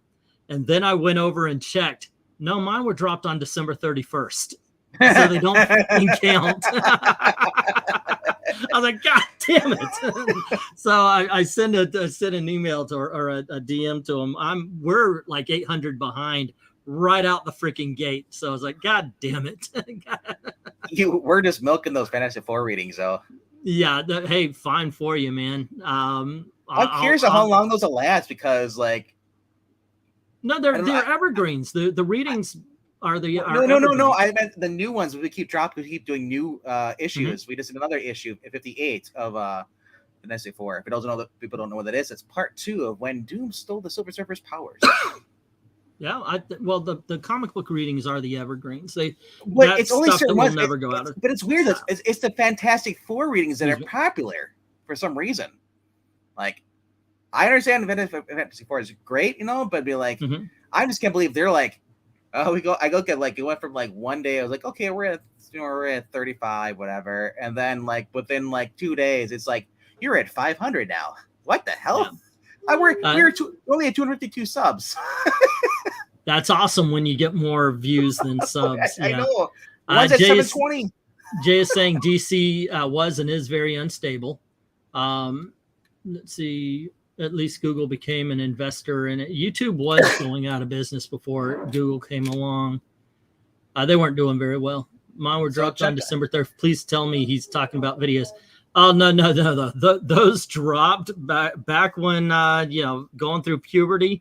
Unfortunately, after I hit a certain age, they just seem to keep dropping. So check out the Geeky Puppet Show live. There you go. Thursdays, yeah, no, you don't need to check out the Geeky Puppet Show. They're communists. They're freaking communists. What? They're groomers. They're groomers over there. Have you seen how small that puppet is? And Pixel has its hand up its ass. It's all about grooming. Okay, it's your read Maranya's thing and Breen's Sue that people love. Okay, it's your read Maranya's thing and Breen's Sue.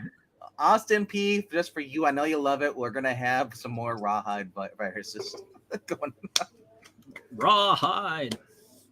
This time because the new owner of Warner Discovery is basically wanting to make comic books sell again. Hopefully they'll get their shit together. So Eric. Yo, what is the name?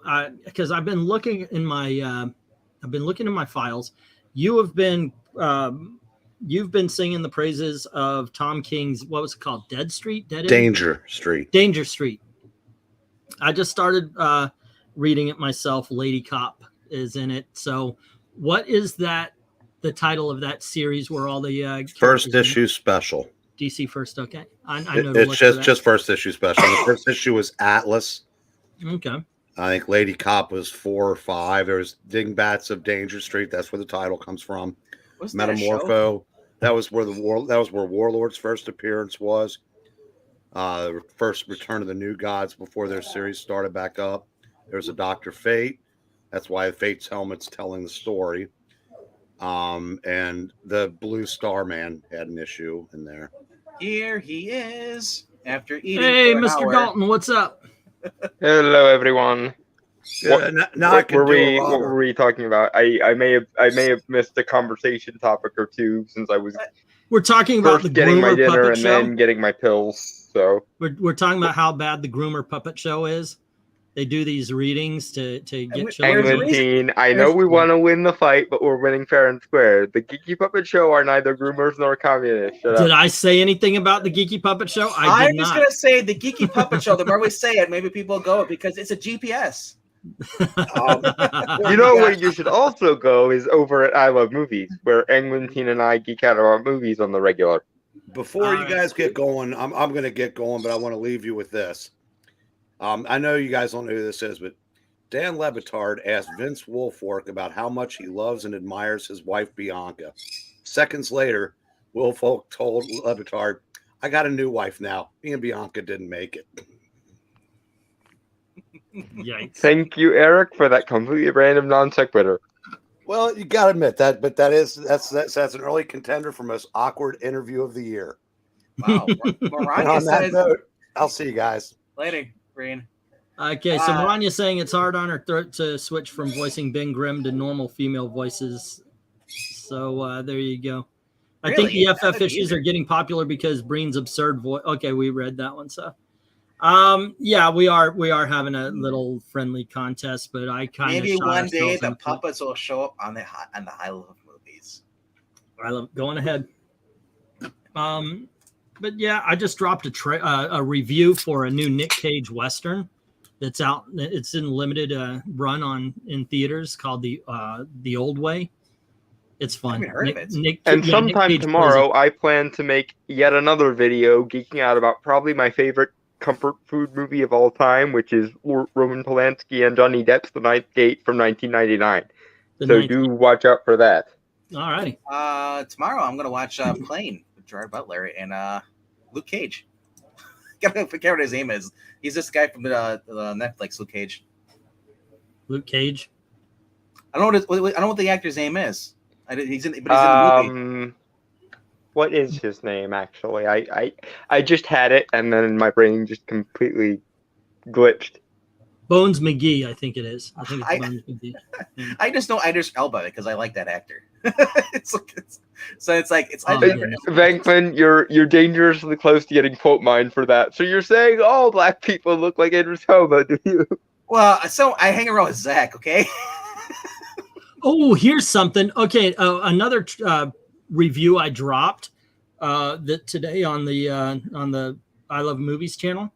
Links in the description below. Is Pale Blue Eye. It's a mystery that's on Netflix. And I just got a message or a comment from Tehillim, and this is kind of cool. Have you seen Dudley Durst? I think that's his name, from Harry Potter. He plays Edgar Allan Poe, and somebody went, "Oh my gosh!" Tehillim Toka is asking you to drop a link to I Love Movies in the chat so she can find it. Okay, he would be a good Jarvis Tetch. I think that's. I like the guy from Gotham though. He was pretty cool. Oh yeah, he was good. He was good. But Gotham is over. You know what would have been great if they would have done like a 70s like Batman with Eric Idle. Eric Idle is Thank you, Maranya. Maranya got it. Oh, I was actually pulling it up myself there. Okay, well, thank you very much. Thank you, Maranya. You're pulling yourself? What? Pulling myself up. Yeah. But there you go. Anywho, I don't know where to go from here. We already talked about how it can. So, well, okay, let's sum up as far as this whole Black Panther is, go back to that for just a second. I don't think this crowd would see. Like white characters beating black characters, they're just superhero characters. Right? They're individual characters, and it just so happens that both characters are being written out of character, which is the more annoying part. Because the writer needs Steve Rogers to stand in for all quasi-traditionalist white males, and he also needs T'Challa to stand in for every victimized black man ever in history. let's see. One of my favorite one of my Christmas presents with a Blu-ray of Robert Kirkman's Secret History of Comics. Yeah, I had seen it. I liked it. It's kind of funny when I see that kind of thing. I think, wow, that is a high budget YouTube video. Yeah, no, and while we're on the topic of Robert Kirkman's Secret History of Comics, I didn't like it because they completely and utterly avoided the entire Golden Age. Like, they literally start with the bullpen from Marvel, which, guys, they did a lot, but what they did a lot for was the Silver Age of comics. They completely and utterly forgot the Golden Age existed, apparently. They did, but that doesn't bother me too much. I think because that's where they decided to start from. It's not like they gave bad information or anything. Okay, but if they were going to do that, they should have said, like, the secret history of, or the history of the Silver Age of comics or something, because you talk about the history of comics, in my opinion, you probably should start with, like, the weird science magazines and pulp magazines and so forth. But, okay, if you want to just strictly make it comics, then you're starting with Siegel and Schuster, you're starting with Gardner Fox, you're starting with, you know, the various other Golden Age of course, but comic writers first, which does give DC the edge, which that was the other thing I didn't like about Robert Kirkman's Secret History of Comics, is it had a massive Marvel bias. They almost never talked about DC shit. Yeah. All right, so getting answers to the question, Ahsoka saying I don't see anything wrong with it, and I do see something wrong with treating Captain America like that. I don't see Black Panther as the victim here. That's not Captain America. That is a writer who wants to make Captain America look bad. Maranya saying they might as well draw the characters as blobs and just hang signs on them with their checkbox information. That's how out of character they are these days. Blinzer says we've seen Black Panther, Falcon, Storm beat white characters, so what's the hullabaloo? Let's see. And to be frank, says Ahsoka, it kind of makes no sense that Black Panther would act out like that. So, yeah, and the fact that he's basically Miles Morales and Black Panther. It doesn't make sense for either character to act like that. Yeah. They're both way more noble and way more reserved than that. They wouldn't just jump right to, we need to come to blows over this. I'd like to take this time to say, stop reading Black Panther. Stop reading that garbage. Pick up this. If you're going to get Marvel, I'm going to snag that. I think Sunday. Or this one. Yeah. Okay. Or you can go for the reprints over at DC with better books like this. I've got that waiting for me in my box. Or go to your back issue. Okay, if you're doing that, hold on. Let me highlight you. The Batman Family. This is awesome. I said I prefer to have older books, and this was great. These are reprints. The last two are reprints with Bill Finger. The first story is original. Yeah. And as long as we're shilling for reprints and back issues, I'm going to shill for the DC Golden Age archive editions, because you want to talk about when comics were truly great and you want to talk about a format that makes them look truly great. The DC Golden Age archive editions are honestly how comics should be printed. They're printed on a scale that even most novels would shoot out their eye for. Is by far the best book that Marvel has done in like 30 years. Okay. It's just great. You get a guy, Paul Levitz, who usually works for DC, he's the first time writing at Marvel, knocks it out of the park. The interiors on this thing, I want to show it out, but I also don't want to spoil it for E, because I want E to take it in. But it looks like it just came out like Avengers number 12. The way it's just written, the panels, everything's back the same design. The gutters, I love it. It's just been fantastic. Alan Davis' art is amazing on this. Everyone sounds like they were back then too. There's no we're gonna retcon things. No, there's none of that shit. Why? Because they actually respect the characters. Modern slang in a Silver Age comic. Yeah, I hate that when they do that. It's like we're gonna. So, like I said, there's so many. Yeah, we're going to go back to the 1960s in terms of timeline, but everyone's going to talk like a millennial because reasons. This was a garbage book, but I got a great cover. It's Frank Cho. It was a garbage book. Is that Daredevil number 7? Number 7. Number 7. Yes. That's Chip Zdarsky, and it wasn't good. I just don't care for the thing they're leading into the whole Punisher war, where Punisher with swords, and he's got a freaking dragon on his side. Yeah. This was ultimately good too. It's just e-viewing. I like this. It was a fun series. My only complaint is they brought the Beyonder back, and I can't really complain about it because we've had the male Beyonder, we've had the female Beyonder, now we have a feminine Beyonder, feminine male. Oh, dude. But he's not the main character. He's not the main story. Androgynous Beyonder. Yeah, pretty much. He's now Austin beyond Theo's gender saying, as well as beyond universes. About Robert Kirkman, Austin is saying so Yeah. far the documentary is fairly informative for those who are new to comics, but sometimes it makes it more. This is Donald Planet from Power Man and Iron Fist, number 82. They brought him back. He slimmed down, and he goes against Moon Knight and Hunter Moon. Fun book. It's Jed McKay. It's the other book. Ram V's been doing great on this. This has been phenomenal. I'm not a huge Carnage fan. I usually like when Carnage can basically. I've always thought Carnage should never be away from Spider-Man. He's a Spider-Man villain. Having him away is just stupid. But Ram V proved that, oh my gosh, she can actually write a good story. He doesn't need a Spider-Man come in to save the day. I mean, there's so many books coming out this week. You know, this was Mark Silvestri. This is issue number 3. Fun also, story. while we're chilling for things that people probably haven't read yet, Mike Mignola's universe, i.e. the Hellboy universe, is usually fairly consistent because while Mike Mignola has his tropes that he likes, it's been consistent for the last 20 or 30 years. It's not like he's been modernizing it. This has been fun. This is Jeremy Adams, like I said. Jeremy Adams, who basically has been like knocking out of the park. He's my number 1 writer right now at DC. I just love everything he touches. You know, he basically puts his effort into it. The guy is, I'm surprised he's on Flash because they don't like guys who basically are married and actually want to write a character that's married and has kids, a kid on the way. They don't want that crap. That's why Marvel doing away with Peter Parker. They didn't want him to have a kid. They broke up his marriage. Same with Superman. Superman, he's still married to, but guess what? John is not a kid anymore. They don't like the characters to actually move on in terms of timeline.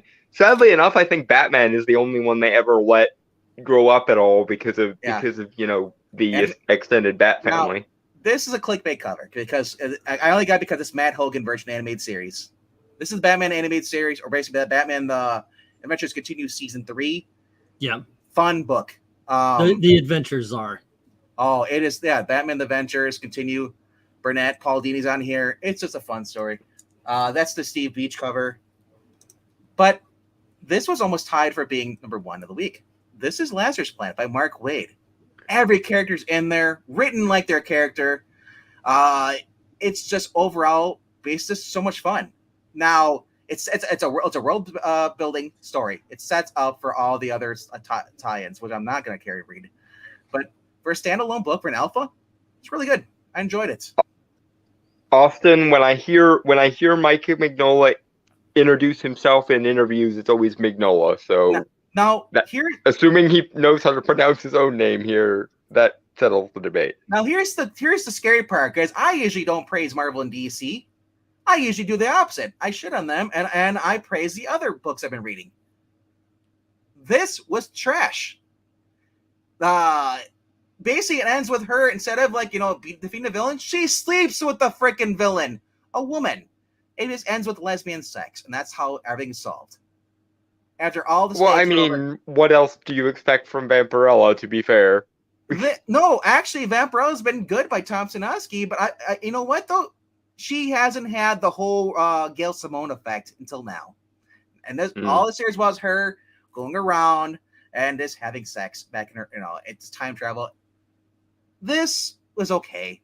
Like I said, we just lost the big man. He dropped out. I didn't care for this. It's got to the point where they just don't know how to write Red Sonja. This is basically this. If you always remember Sonja Versal. Sonja Versal started out because, why? Well, because Red Sonja decided to basically break her vow that she made, that she would not lie with a man unless he beats her in fair combat. She said, screw that, had sex with the guy.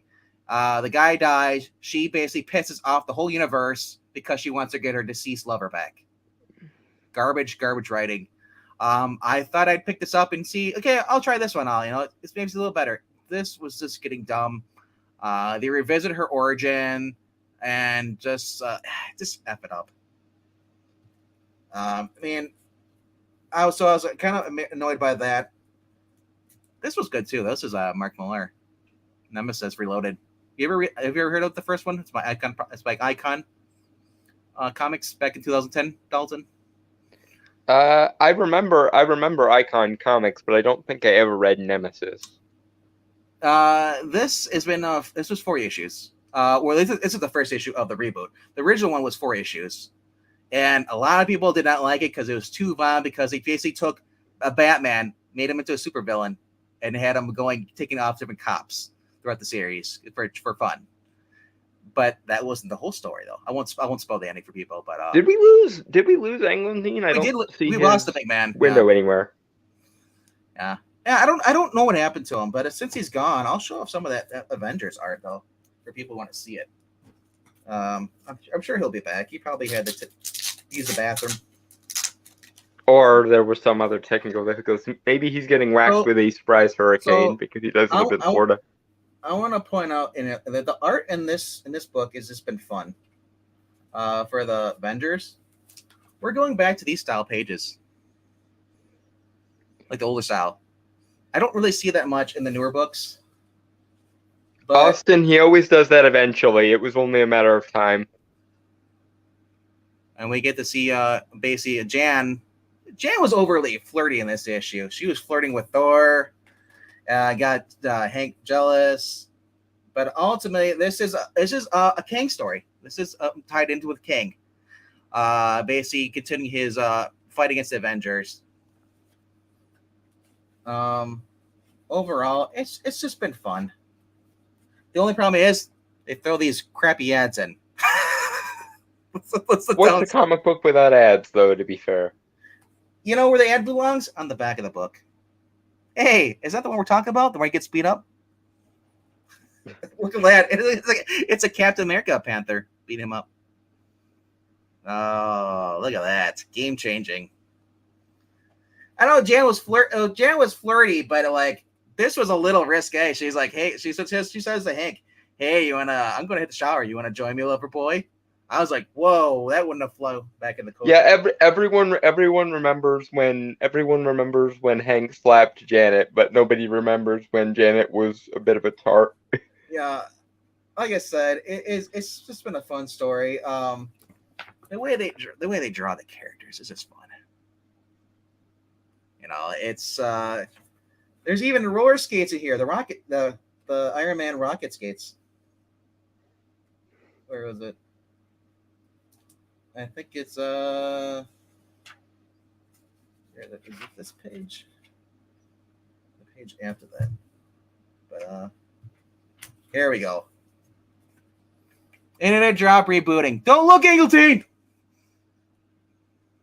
The rocket skates, or roller skates. That's just fun. Like I said, this has just been a fun story. Dalton, I don't know if you're a huge Avengers fan or not. I'm not a huge Avengers fan. I picked it up, and it just felt, like a fresh start.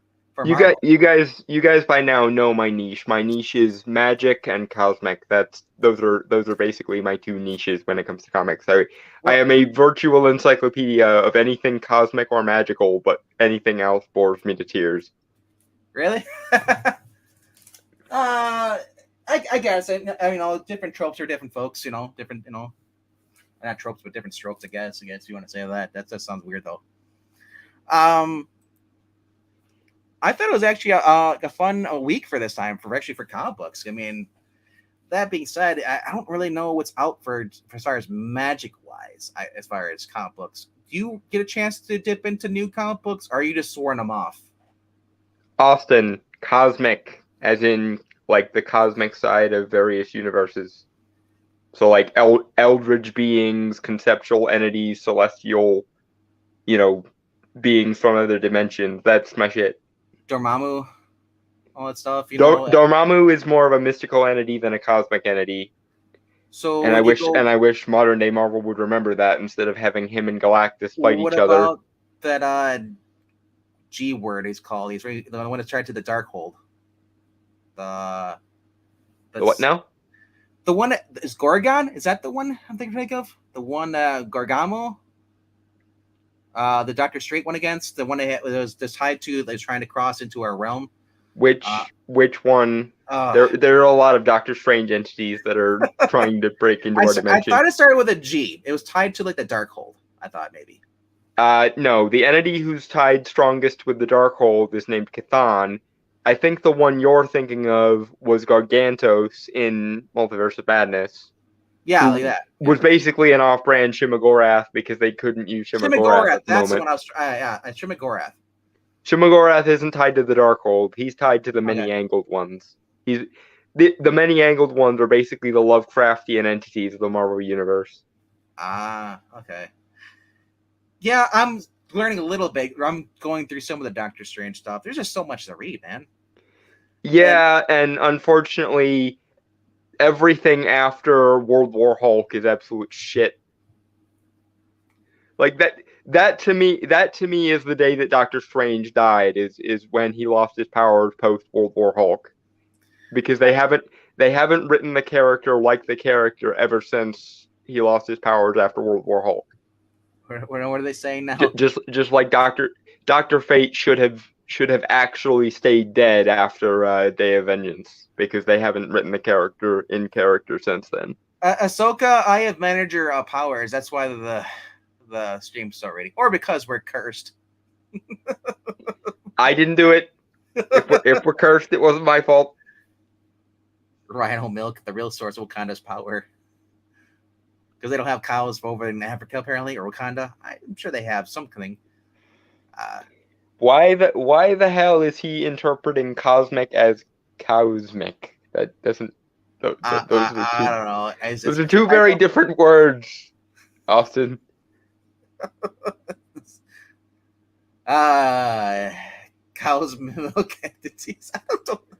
So I mean, I do drink like a third of a gallon of milk a day, but so that wouldn't be entirely out of brand for me. But that wasn't what I was referring to. Dalton will not be moved by the spirits. No, I shall not be moved. I just got here. Y'all have been talking for like 3 hours, and I haven't been able to chime in because I was eating, and then I had to take my meds. I was gonna say, like you said, you're eating. I'm watching the time, and just like he's just taking his sweet. Well, what happened was I kept having to delay getting my food because you guys would say something that I felt the need to type something in response to, and then an hour goes by, and I'm like, shit, I need to get my food. So I went and got my food, and then E was torturing the audience with bad comics when I came back. And then I realized it was 11 o'clock, which meant I needed to take my pills. So I go and take my pills. And then y'all were basically shilling the Kiki Puppet channel when I came back. That's how that happened. I'm sorry that we triggered you. That what? You had to respond. He's saying that he was gonna go eat. Like I was supposed to get my food like an hour ago, but y'all kept saying things that I had to respond to. So it took me like an hour to actually remember, oh shit, I have food that I need to go get out of the air fryer. And then when I got back, you were torturing people with bad comics. I'm just gonna say that we're glad you're captivated by us. Yes, thank you. That's very nice. There you are. I have no idea what I just came back to. I don't know where you went to. The internet dropped for some freaking reason. So it wasn't me. I don't have those powers. Yeah, no, I just couldn't get on at all. So yeah, but I guess. Yep. Anywho, what the hell? I mean, we talked about. I grabbed the phone. Yeah. I grabbed my phone and I saw you guys were still talking about new books and all that kind of stuff. Cool. I saw you jump in and I was like, Dingle Team, to look, because I showed off some of the interiors of the Avengers. Yeah. So I was like, no spoilers. Yep. Well, just I don't know if it's just me, but your guys' volume is extremely low on my end. Someone messed with your guys' volume. I don't know. I hear you pretty loud. Yeah, I didn't change my my. If I get really close like this, can you hear me? Yes, now you're fine. I was thinking about getting one of those shirt mics, but I'm afraid all you'll hear is, and yeah. You don't want to hear. Bother me. Just shut up. Yes.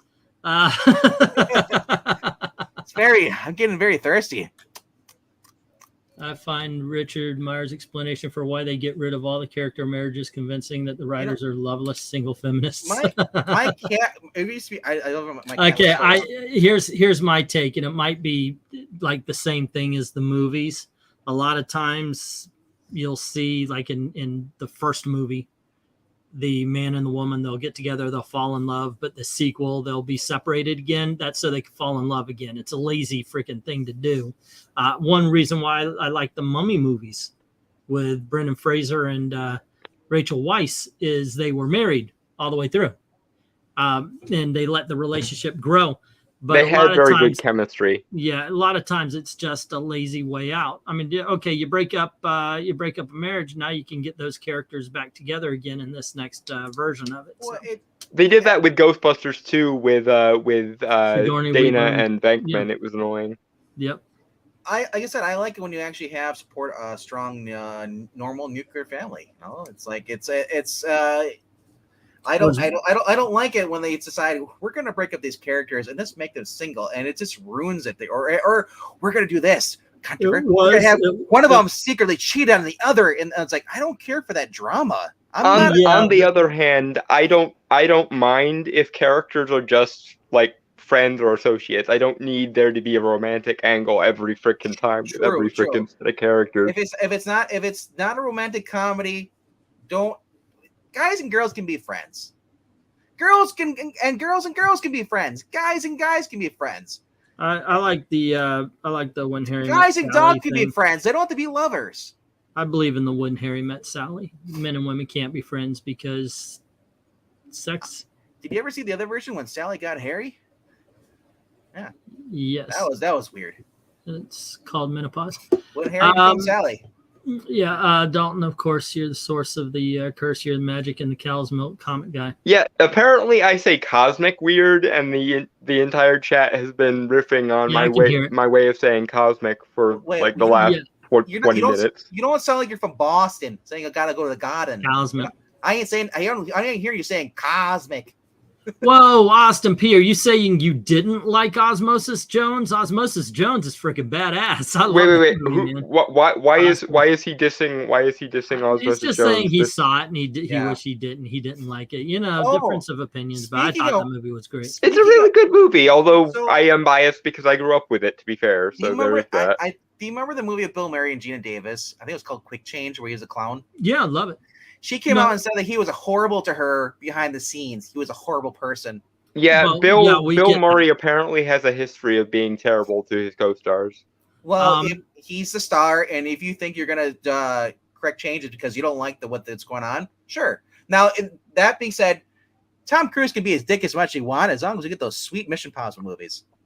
apparently, for a while there was a massive beef between Bill Murray and Lorenzo Music because they both kept saying you sound too much like me, and the entire fan base was like, it's because you two sounded like you idiots. Yeah. What the hell? It wasn't really just that. I think it was more, the rumor was that he didn't like the fact that a guy voiced a cat was voicing his character in a TV show series. Yeah, but then again, Lorenzo Music voiced Peter Venkman in the Real Ghostbusters cartoon, and he was like, because you made him sound too much like Garfield. And then of course Bill Murray later on went and played Garfield in the live action movie, and I do wonder how long it took Bill Murray to realize, wait, he makes Venkman sound like Garfield because I vaguely sound like Garfield. I wonder how long it took him to realize that. Is that he thought the Coen that directed Garfield was one of the Coen brothers. I did remember hearing that story. That's why he got that. Now here's my theory, because I've never heard him actually. I never watched any videos where Bill Murray said anything about the Lorenzo Music or stuff. I wonder if it was a made up rumor. No, they actually did have a problem with each other for a long time over the whole. Well, you're making my character sound too much like Garfield. It's because you sound like Garfield, Bill. So it's kind of sad because after Lorenzo Music was kicked off at Ghostbusters, he kind of fell out of the limelight and just got cancer and died. Yeah, he died far younger than he should have, honestly. What is okay? So Osmosis Jones, very good movie, says Ahsoka. I got a movie producer named Neil Breen. What's that from? I'm still kind of catching up to what you guys might have been talking about. Actually, I'm going to be shutting down. Gail came in, and I would like to go and actually hang out with Gail because I haven't had a chance to do that. I've been laid up. I don't know. I don't know who Neil Breen is. You'll have to name a movie that he's done. I mean, obviously, he's got Breen's name. Maybe they're family, and Eric can borrow a couple of bucks. But the yeah, I'm. Oh, unsure. I see what you're saying. Yeah, there is a little bit of dissonance between the live action segments and the in body segments, Austin. That's fair. Okay. Well, anyway, Ahsoka, what is ASD? Or do you mean ADD? ASD? I don't know what that is. But I'm going to be calling it here. So, because Gail came in, I want to go be a husband. I've got a lot of work to do, getting the auction ready for tomorrow night. Lucian, Jay, it's Geeky Puppet Show. Geeky Puppet Show. Oh, Autistic Spectrum. Oh, okay. I didn't realize Ahsoka was didn't know that on the spectrum, but okay. Now, actually, now there are a few things that are a little bit explained, but okay, yeah, like not agreeing with me on everything.